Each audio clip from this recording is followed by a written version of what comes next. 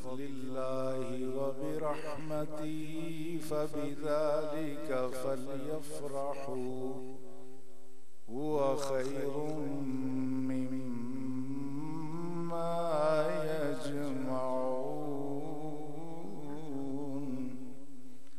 आमन्तु बिल्लाहि सदक़ल्लाहु मौलाना अज़ीम।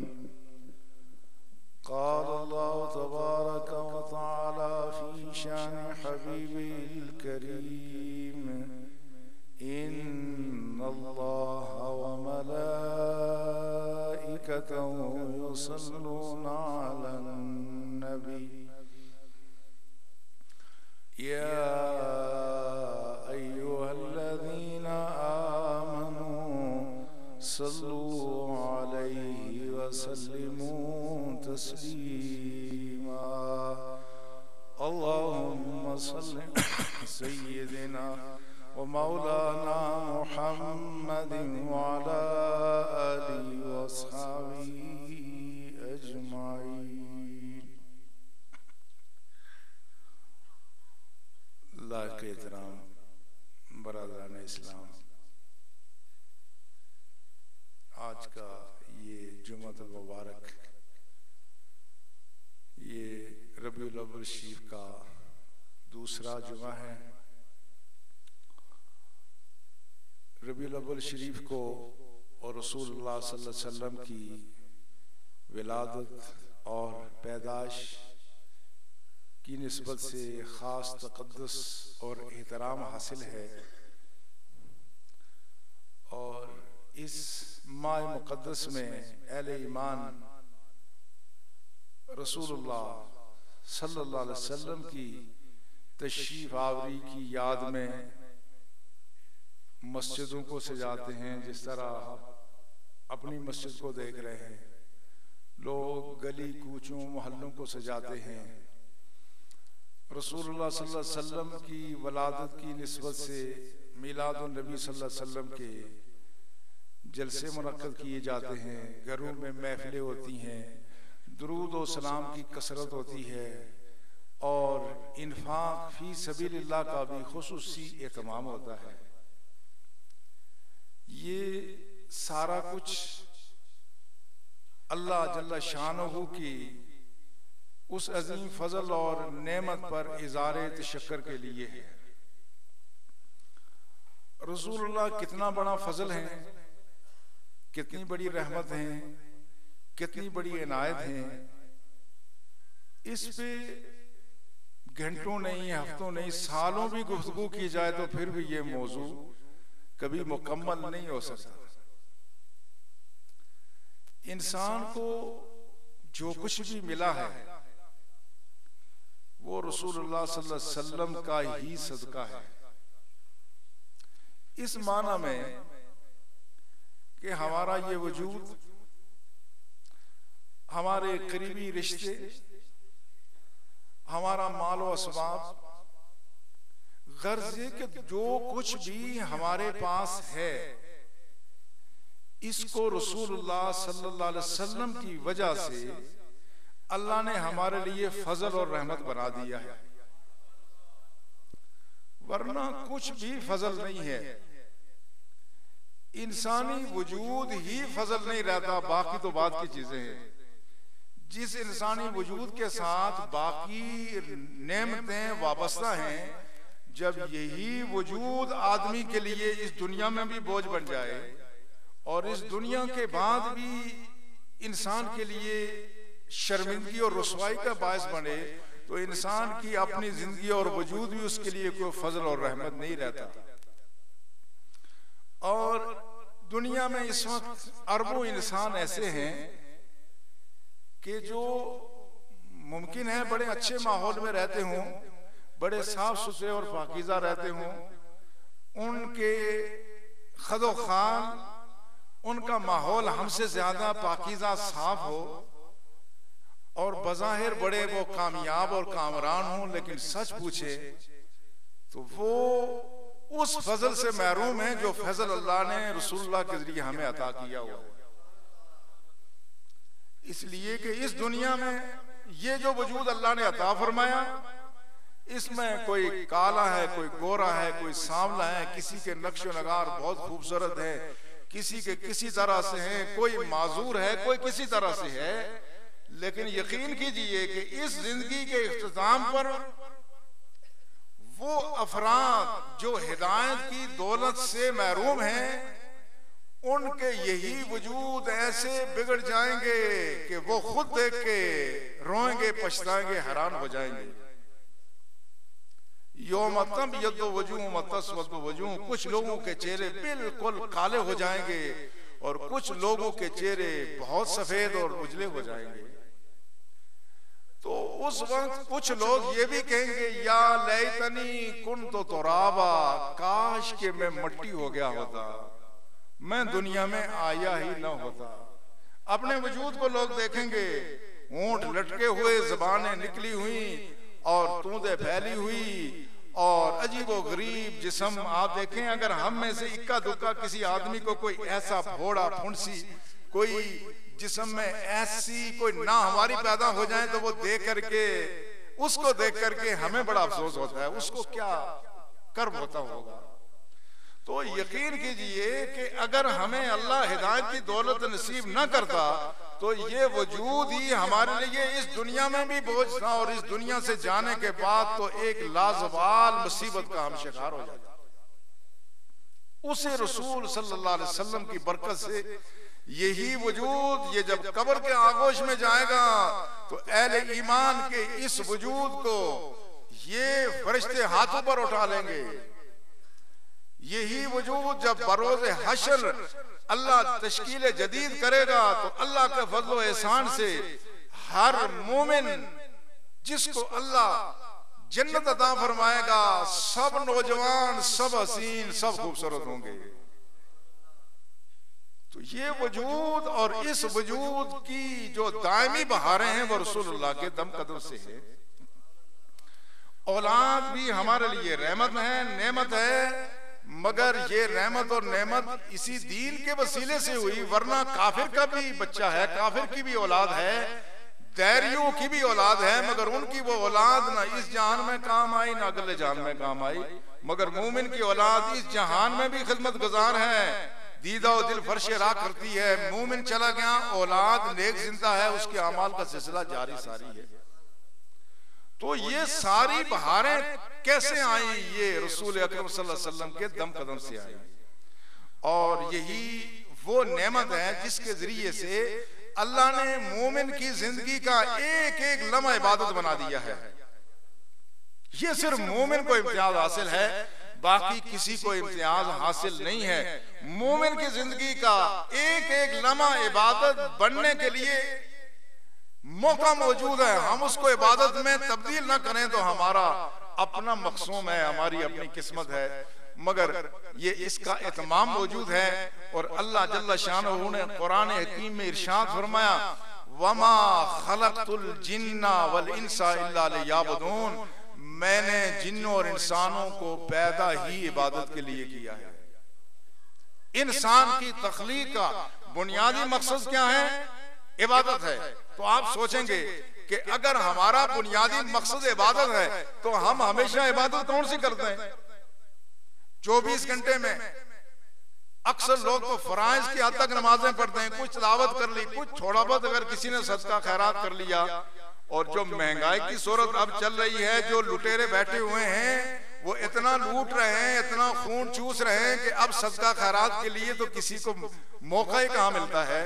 तो फिर अगर इंसान की तख्लीक का मकसद इबादत है तो फिर हम इबादत तो कितनी ये करते हैं, तो फिर इसका मतलब है हम मकसद जिंदगी से हट गए हैं।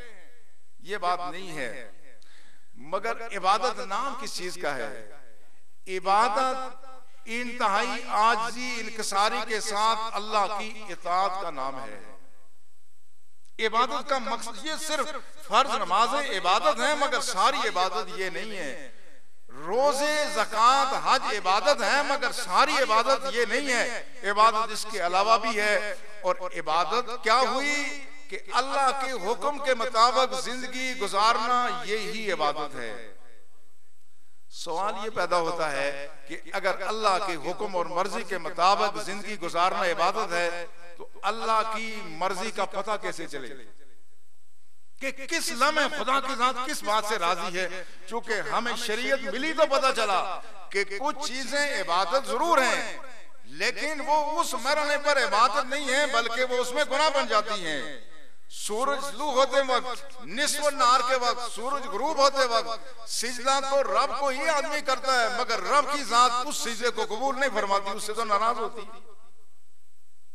इसी तरह से रोजा रखना इबादत है, लेकिन मखसूस अय्याम ऐसे हैं जिसमें वो रोजे की इजाजत नहीं देता। हज करना इबादत है, मगर मखसूस शराइत हैं, वो शराइत पूरी न की जाए, वालिदैन की इजाजत न हो, अहल अयाल की कफालत का इंतजाम न हो, तो हज की इजाजत रब की जात नहीं देती। तो मालूम ये हुआ कि ये इबादत जरूर है, मगर सारी इबादत ये नहीं है। इबादत ये है कि हर लम्हे खुदा की मर्जी और मंशा का पता चल जाए कि इस लम्हे रब की जात चाहती क्या है। मोमिन की जिंदगी का जो एक एक लम्हा गुजर रहा है, उसका ये पता चल जाए कि इस लम्हे में क्या करूं कि मेरा मालिक मुझसे राजी हो जाए।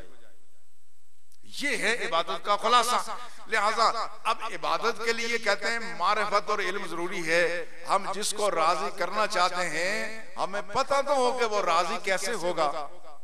तो ये एक ऐसा मरहला है कि बंदों के लिए ये मुमकिन नहीं है कि बराह रास्त रब के साथ राबता करके रब से बराह रास्त उसकी मर्जी मालूम कर सकें। लिहाजा दरमियान में अल्लाह ने अंबिया इकराम को बतौर वसीला भेजा, अंबिया इकराम को बतौर वसीला भेजा। अंबिया इकराम आए, उन्होंने बंदों को बताया, बंदो ये अकीदा, ये नजरिया रखना ये रब को पसंद है, इस मरहले पर ये काम करना रब को पसंद है, ये काम छोड़ना रब को ये भी पसंद है कि ये छोड़ दिया जाए। लिहाजा अंबिया इकराम आते रहे, हर दौर में आए, उन्होंने लोगों की रहनुमाई की, दुनिया से तशरीफ ले गए। जब वो चले गए तो पीछे पता भी नहीं चला कि जो उन्होंने तालीमात दी थी उसका हुआ क्या। किताबों में तब्दीली हो गई, किताबें तब्दील हो गई, उसमें तराजम आ गए। अब अल्लाह की मर्जी और मंशा जो एक नबी ने बताई थी, दूसरे नबी के आने तक वो लोगों को रब की मंशा का पता न चल सका। अल्लाह ने दूसरा नबी भेजा, तीसरा भेजा, 1,24,000 अंबिया इकराम आए। वो क्या बताते थे? वो उन्होंने बंदों को ये बताया कि तुम्हारा मालिक ये चाहता है कि तुम्हारी फिक्र ये हो, तुम्हारी सोच ये हो, तुम्हारा अकीदा ये हो, तुम्हारा अमल सुबह शाम तक ये होना चाहिए। लेकिन वो सारे अंबिया इकराम दुनिया में तशरीफ लाए, हिदायत का पैगाम दिया, फिर दुनिया से तशरीफ ले गए। और उसमें एक और उलझन ये भी थी कि अब इंसानी जिंदगी में तनव्वु है। बंदे कोई काम करते हैं, कोई काम कर रहा है, कोई उस्ताद है, कोई शागिर्द है, कोई मजदूर है, कोई किसान है, कोई काम कर रहा है, कोई जज है, कोई मुंसिफ है, कोई सिपाही है, कोई घर की चार दीवारी में ख्वातीन वहां काम कर रहे हैं, मर्द बाहर काम कर रहे हैं। और इस तरह से ये इंसानी जिंदगी में कोई तख्ते शाही पर बैठा हुआ है, कोई इंसाफ की कुर्सी पर बैठा हुआ है, कोई गोदरी नशीन है, कोई कहीं है, कोई कहीं है। इन सब लोगों को, और जो जो इंसानी आबादी बढ़ रही है, जब लाखों में थी तो लाखों की हिदायत जरूरी थी, जब करोड़ों में चली गई तो करोड़ों अफराद के लिए उनकी जिंदगी के एक एक लम्हे के लिए हिदायत जरूरी है। चूंकि हिदायत अगर नहीं होगी, इबादत का पता नहीं चलेगा, इबादत का पता नहीं चलेगा, आदमी अपने मकसद से हट जाएगा। जब बात अरबों तक पहुंच गई, अब दुनिया में 7-7.5 अरब इंसान मौजूद हैं। इन सारे इंसानों को हिदायत की जरूरत है। इनको ये मालूम होना जरूरी है कि रब कैसे राजी होगा, कैसे नाराज होगा, और अमलन क्या करें। सिर्फ अकीदत की बात नहीं है कि हम ये कहें कि हम रब को एक मानते हैं, नहीं, रब को एक मानना ही काफी नहीं है, उसके एक एक हुक्म की इताअत भी जरूरी है। मगर इन अरबों इंसानों को पता कैसे चले? मुख्तलिफ तरह के लोग हैं, लिहाजा इनको पता नहीं चल सकता था। अल्लाह जल्ला शानहू ने नबी आखिर ज़मान को दुनिया में भेजा। उनकी जिंदगी बज़ाहिर तो 63 साल जिंदगी है, मगर ये 63,000 सालों की बरकतें इस जिंदगी के अंदर मौजूद है। बज़ाहिर जिंदगी मुख्तसर है। नूह अलैहिस्सलाम की उम्र और उनकी तबलीग का सिलसिला वो 950 साल तक रहा, मगर इतनी तवील जिंदगी का हमें पता भी नहीं है कि कैसी गुजरी तो उन्होंने सिर्फ तबलीग की, लोगों को दीन की तरफ बुलाया, उनको तख्ते शाही पर बैठने का मौका नहीं मिला, बतौर हुक्मरान के उनको मौका नहीं मिला, बतौर जज और मुंसिफ के उनको काम करने का मौका नहीं मिला। उनकी जिंदगी है बड़ी उम्दा, लेकिन वो जिंदगी हर पहलू को मुहीत नहीं है। मरज़ात ग्रामी रसूल आखिर ज़मा सल्लल्लाहु अलैहि वसल्लम तशरीफ लाए। अल्लाह की हिकमत और मसलियत ये थी कि ये जितने पीछे आए हैं इन सब की जिंदगियों का खुलासा सारी अजमतें ज़ात ग्रामी रसूल नबी आखिर ज़मान में यकजा कर दी जाए। अब रसूलुल्लाह की जिंदगी वो दरमियान में है, वास्ता है किसके? खालिक और मखलूक के दरमियान, आबिद और माबूद के दरमियान रसूलुल्लाह की जात वास्ता है। उन्होंने जिंदगी के एक एक लम्हे के बारे में बता दिया कि बंदो किस लम्हे कौन सा काम करोगे तो तुम्हारा मालिक राजी हो जाएगा, तुम्हारी जिंदगी इबादत बन जाएगी। तो यूं समझ लीजिए कि वो इबादत के लिए इल्म और मारिफत जरूरी थी। रसूलुल्लाह ने सारी तफसीलात बयान फरमा दी और सारी जुज़ियात रसूलुल्लाह ने बयान फरमा दी। फिर रसूलुल्लाह सल्लल्लाहु अलैहि वसल्लम की जिंदगी का एक एक लम्हा हमारे पास मौजूद है, उसकी बुनियादें मौजूद हैं। अब इंसान के लिए अपने मालिक को राजी रखने के लिए और अपनी जिंदगी का एक एक लम्हा इबादत बनाने के लिए अब मौके मौजूद हैं, अब मौके मौजूद हैं। इसका अल्लाह जल्ला शानहू ने कुरान में जिक्र किया है, फरमाया या अय्युहन्नास, ऐ लोगो, इसमें खिताब सिर्फ मुसलमानों का नहीं है। कद जाअतकुम मौइज़तुम मिन रब्बिकुम व शिफाउन लिमा सुदूर, लोगों तुम खुशनसीब हो, तुम्हारे पास अल्लाह की तरफ से मौइज़त वो नसीहत आ गई है। वो शिफाउन लिमा फी सुदूर, तुम्हारे दिलों में जो बीमारियां थी उसकी अल्लाह ने शिफा का एहतमाम कर दिया है। वो बीमारियां कौन सी हैं? शिर्क की, बिदअत की और गुमराही की और बदअकीदगी की बीमारियां जितनी हैं उस सब का अल्लाह ने इलाज कर दिया है। वह हुदम व रहमतुल लिल मोमिनीन, और वो हिदायत भी है और रहमत है अहले ईमान के लिए। तो फरमाया ये जो इतना तुम्हारे ऊपर अल्लाह का करम हो गया, फिर अल्लाह ने फरमाया कुल ए हबीब सल्लल्लाहु अलैहि वसल्लम, अब आप इनको फरमाएं। अब इसमें हुक्म ये सारी नो इंसानी को है। कुल बि फज़लिल्लाहि व बि रहमतिही फबिज़ालिका फलयफ़रहू, के लोगों को चाहिए कि अल्लाह के फजल और रहमत पर खुशी का इजहार करें। अब ये रसूलुल्लाह फजल बन करके आए, नो इंसानी के लिए फजल है, सिर्फ ये मुसलमानों के लिए नहीं। हाँ, अलबत्ता नो इंसानी के लिए फजल इस माने में कि लोगों के लिए हिदायत का सामान मौजूद है, मगर वो उससे इस्तेफादा न कर सकें, ये उनकी अपनी बदनसीबी है। अहले ईमान पर ये मुकम्मल रहमत और फजल है, मगर बाकी नो इंसानी के लिए भी ये रहमत और फजल ही हैं, उनके लिए मौके मौजूद हैं इससे इस्तेफादे के। तो अल्लाह जल्ला शाह ने फरमाया लोगों जब अल्लाह का फजल और रहमत आए उस पर शुक्र गुजार होना चाहिए, उस पर खुशी का इजहार करना चाहिए। कितना फजल हो गया कि इंसान की जिंदगी का एक एक लम्हा रसूलुल्लाह सल्लल्लाहु अलैहि वसल्लम ने अब इबादत बना दिया। हमारे सुबह से शाम तक की जिंदगी का एक एक लम्हा इबादत हो सकता है और हत्ता के सोना भी इबादत ही हो सकता है, बशर्ते कि हमारी फिक्र और सोच के जाविये रसूलुल्लाह की फिक्र से मिल जाएं, हमारी जिंदगी रसूलुल्लाह के उसवे हसना में डल जाए, तो जिंदगी का एक एक लम्हा ये इबादत ही इबादत है। अच्छा, खाना भी वाला कोई इबादत की बात है, हमारी अपनी जरूरत है, मगर ये खाना भी अल्लाह के फज़ल व एहसान से अगर हलाल खाया जाए और तवानाई हासिल करके मखलूक खुदा की खिदमत अल्लाह के हुकूक अदा करने के लिए खाना भी खाना, ये भी इबादत है। खाना भी खाना इबादत है। और जो घर के आपस के ताल्लुकात हैं खान की जिंदगी में, भला बच्चों से प्यार करना, सारी दुनिया बच्चों से प्यार करती है, काफिर हो या मुसलमान हो, सब बच्चों से प्यार करते हैं, मगर रसूलुल्लाह ने बच्चों से प्यार करना भी इबादत बना दिया। बच्चों से प्यार करना भी इबादत है। काफिर प्यार करता है तो सवाब से महरूम है, मुसलमान प्यार करता है तो अल्लाह उसको सवाब अता फरमाता है। अब देखो, अपनी बीवी के साथ उसने सलूक करना ये तो जरूरत बन गई है, अब तो जरूरत और ज्यादा बन गई है, क्योंकि इसके बगैर गुजारा नहीं है। अब हालात ऐसे तब्दील हो गए, निजाम तब्दील हो रहा है। अब ये भी भला कोई इबादत की बात है, पर रसूलुल्लाह ने फरमाया ये भी सदका है, सवाब है कि तू कोई नवाला उठा के अपनी बीवी के मुंह में दे दे, ये भी सदका। अब कितनी जिंदगी में बाहर कितनी आ गई है कि ये काम बाजार कुछ नहीं है, वैसे उसकी दिल जो ही मकसूद है, घर का माहौल अपना खुशगवार बना रहे हैं, मगर रब कहता है ये भी तुम्हारे लिए सदका है, इसमें भी इबादत ही है। कोई काम जो करें, जो भी कोई रोजी कमा रहा है, मेहनत कर रहा है, मजदूरी कर रहा है, कहीं भी है, हत्ता कि कोई आदमी खुदा के लिए किसी को कत्ल भी कर रहा है राह खुदा में, तो वो तो सबसे बड़ी इबादत हो गई।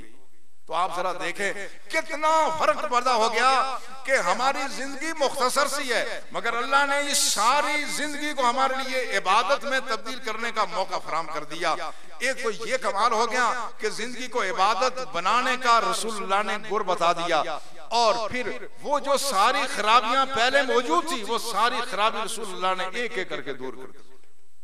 जो खराबियां थी, जो मजलूम था बहैसियत मां के, बेटी के, बहैसियत बहन के, खातून पे जो जुल्म होता था, वो जुल्म रसूलुल्लाह ने हमेशा के लिए खत्म कर दिया। वरासत के हुकूक अता फरमाए, बच्चियों को इज्जत दी। माँ, लोग सुतीली माँ के साथ निकाह कर देते थे, अल्लाह के रसूल ने फरमाया माँ के कदमों तले तुम्हारी जन्नत है। यतीमों के साथ प्यार, बच्चों के साथ प्यार, बड़ों का एहतराम, छोटों के साथ शफकत, और माशरे के पिसे हुए जो लोग थे उन सबको रसूलुल्लाह सल्लल्लाहु अलैहि वसल्लम ने जिंदगी एहतराम के साथ, इज्जत के साथ गुजारने का न सिर्फ मौका फराहम किया, बल्कि अमलन ऐसी जिंदगी अता भी कर दी। एक हिंदू प्रोफेसर लिखता है कि सारे अंबियाए कराम ने दुनिया में नेकी का ही चर्चा किया, दुनिया में मसावात का ही दर्स दिया, सारे अंबियाए कराम ने हुस्ने खुल्क का ही पैगाम दिया, मगर बाकी अंबिया में और रसूलुल्लाह में फर्क यह है, उन्होंने दर्स तो दिया मगर अमलन ऐसा माशरा फराहम न कर सके, मगर रसूलुल्लाह ने दर्स भी दिया, अमलन माशरा भी कायम करके दिखा दिया। मुख्तसर सी मुद्दत में जरा अपने आप को उस सतह पर लेके जाओ जिन लोगों को आप अपने यहाँ कहते हैं कि ये अकलियत है, कोई बड़े से बड़ा मुत्तकी परहेजगार, कोई बड़े से बड़ा रिफॉर्मर, कोई बड़े से बड़ा आलिम दीन इस दौर में ये जुर्रत कर सकता है कि जिनको हमने अकलियत बनाया उनके साथ को तुम्हें से रिश्ता कर सकता है? नहीं कर सकता। ये बात हमें एतराफ करना चाहिए। इस्लाम को आए हुए 1400 साल गुजर गए हैं, मगर आज भी जाहिलियत की वो रस्में हमारे इतनी मजबूत हैं, इस माशरे का बड़े से बड़ा आदमी उन रस्मों से बाहर नहीं जा सकता।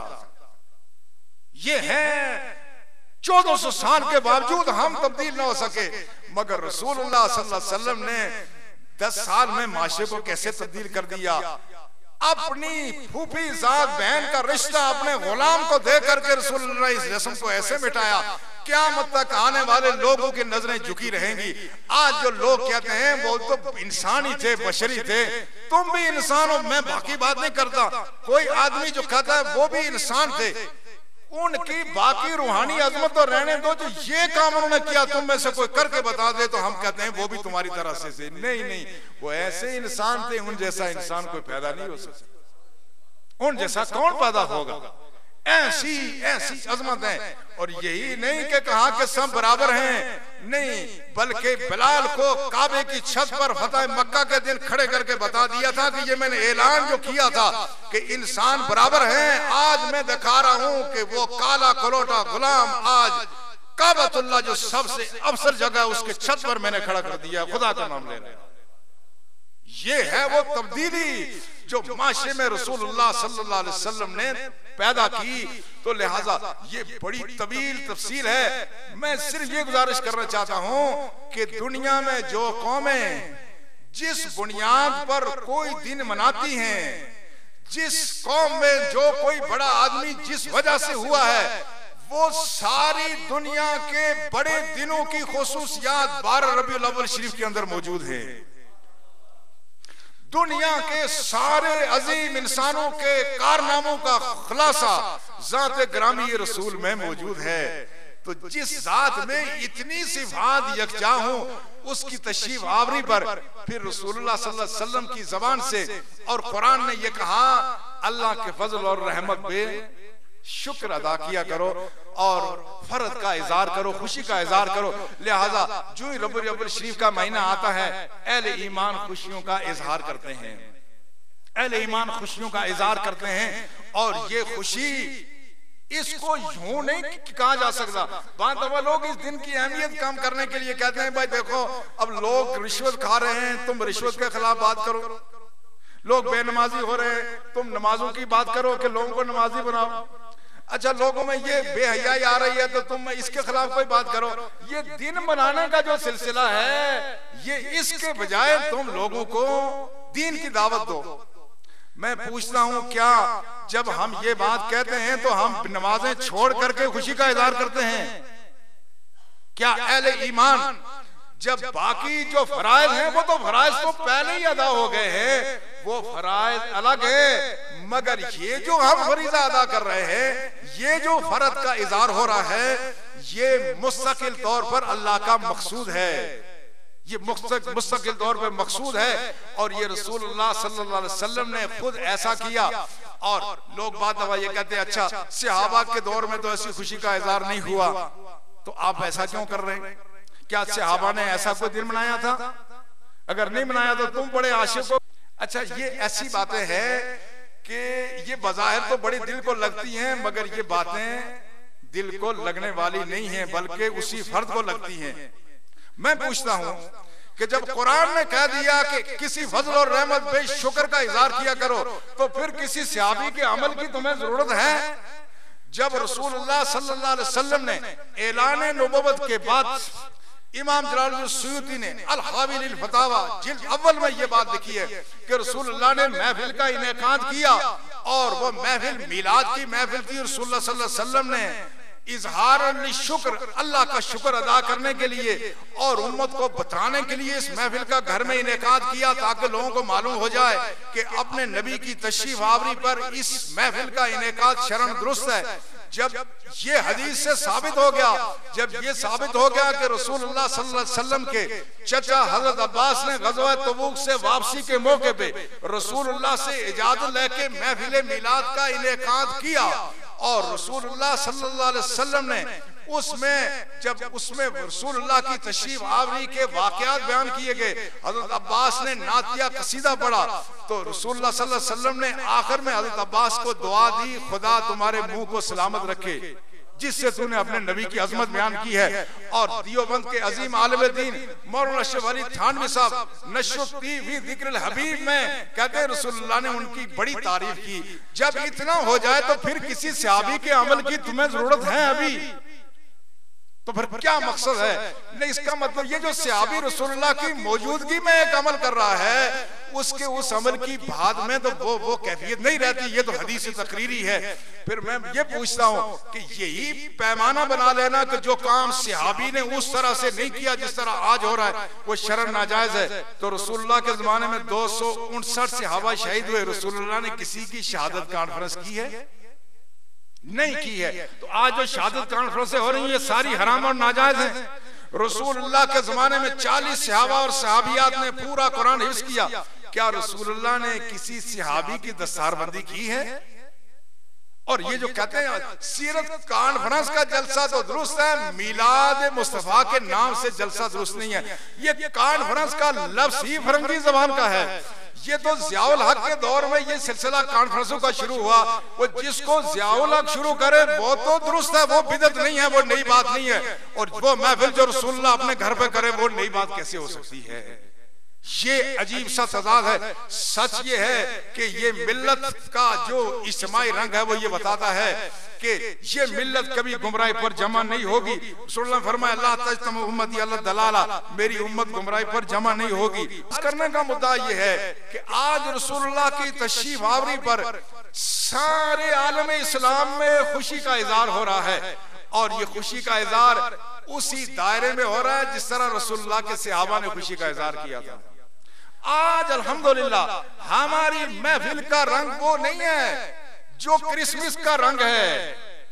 आज वो रंग नहीं है जहाँ शराब है, कबाब है। और मैंने एक दफा क्रिसमस का मंजर देखा बरतानिया में, आदमी आंखें खोल नहीं सकता था, ऐसी बेहूदगी और बेहयाई थी। मगर आज हमारा रसूलुल्लाह की तशरीफ आवरी पर जो जश्न का अंदाज है वो उसी महफिल का रंग है जो रसूलुल्लाह की मौजूदगी में हज़रत अब्बास ने जो महफिल सजाई थी, और जिसमें उन्होंने कसीदा पढ़ के आखिर में कहा था अंत लम्मा वुलिदत अशरक़तिल अर्ज़ व दाअत बिन्नूर कल उफ़ुक़। या रसूलुल्लाह आप तशरीफ लाए तो ये जमीन रोशन हो गई, जमीन क्या सारा जमाना रोशन हो गया।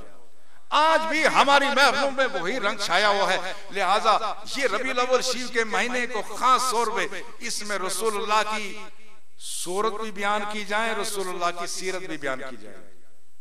रसूलुल्लाह की सूरत भी, रसूलुल्लाह की सीरत भी। सिर्फ सीरत की बात नहीं है। क्या आपका ये अकीदा नहीं है कि खुदा को रसूलुल्लाह की सूरत पसंद थी? रसूलुल्लाह सल्लल्लाहु अलैहि वसल्लम के जो खदो खाल हैं, खुदा को रोए जमीन पर हर बंदे की वही सूरत पसंद है।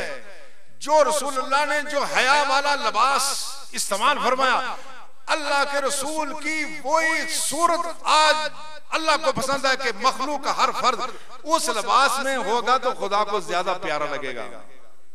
वो खतोखाल अपनाएगा, खुदा को ज्यादा प्यारा लगेगा। वो अखलाक अपनाएगा जो रसूलुल्लाह ने अपनाए तो खुदा को उसी खुल्क में बंदा ज्यादा प्यारा लगता है। लिहाजा इस मरहले पर आज जब हम इज़हार तशक्कुर करते हैं और शरीयत के मुताबिक करते हैं और साथ ही साथ अल्लाह के रसूल की सूरत भी बयान करते हैं, अल्लाह के रसूल की सीरत भी, और इज़हार तशक्कुर भी करते हैं। या अल्लाह तेरा एहसान है कि तूने हमें वो रसूल अरबी अता फरमाए ताकि हमारी नस्ल को ये पता चले कि रसूलुल्लाह की अजमत क्या थी और रसूलुल्लाह की इताअत में बंदों के लिए कितनी बरकतें हैं, कितनी अजमतें हैं। हालांकि ये जो अमल है रसूलुल्लाह की तशरीफ आवरी पर जो खुशी का इजहार है, हदीस से साबित है कि काफिर भी ऐसा कर ले तो खुदा उसको भी महरूम नहीं करता। हम तो मुसलमान हैं, अगर काफिर भी ऐसा करे। इमाम बुखारी ने जो किताब निकाह में अबू लहब का वो जिक्र किया है कि ख्वाब में किसी को नजर आया हजरत अब्बास को, और मरने के कुछ अरसा बाद तो पूछा क्या हाल है, कहा बड़े बुरे हाल में हूँ, अलबत्ता सोमवार के दिन मेरी उंगलियों के दरमियान से पानी निकलता है जिससे मेरे अजाब में तखफीफ हो जाती है। ये कजिया क्या था? अबू लहब ने जब उसकी लौंडी ने खबर दी कि तेरे भाई अब्दुल्ला मरहूम के घर में अल्लाह ने बच्चा दिया, तो अरबों का ये रवाज था कि खुशी पर वो सदका खैरात करते थे, कोई गुलामों को आजाद करते। उसने कहा आज तक तो के फिर मैंने इस खुशी में तुझे आजाद कर दिया।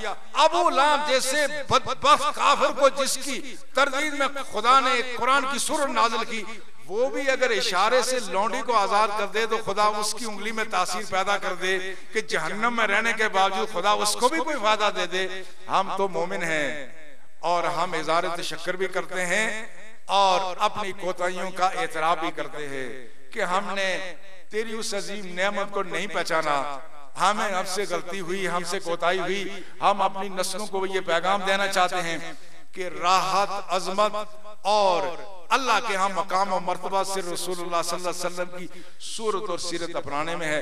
अल्लाह हमें तौफीक अता फरमाए।